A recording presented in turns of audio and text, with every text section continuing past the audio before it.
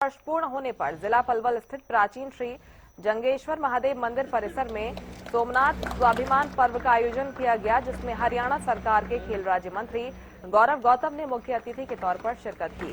कार्यक्रम में हथीन के विधायक मोहम्मद इजराइल, जिलाध्यक्ष विपिन बैसला सहित जिला प्रशासन के अधिकारी मौजूद रहे।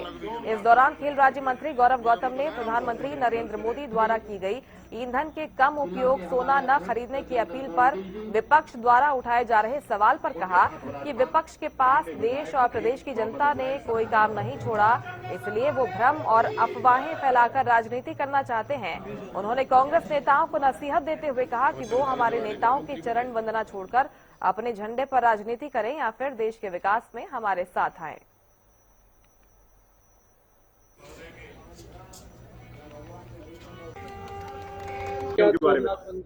आज सोमनाथ स्वाभिमान पर्व, सोमनाथ मंदिर के जीर्णोद्धार के 75 वर्ष पूरे हुए हैं।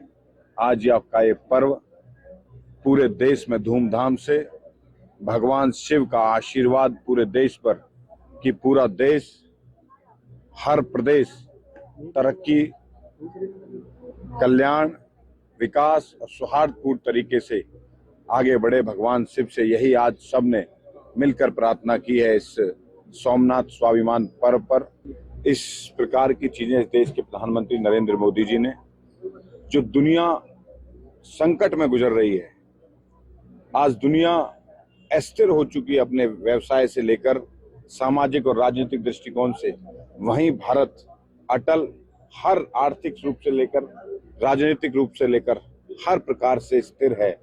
कहीं कुछ कमियां हैं जहां पर बहुत बड़ा युद्ध आप सबके ध्यान में है, ईरान और अमेरिका का चल रहा है। पूरा देश, पश्चिमी देश पूरे अर्थव्यवस्था से लेकर हर चीज से अस्थिर हो गए हैं। लेकिन वो कुछ चीजें जो सीधा वहां से आती थी, ईरान हमारा तेल आता था, अब वो हमें दूसरी जगह से आता है, वो थोड़ा घूम कर आता है।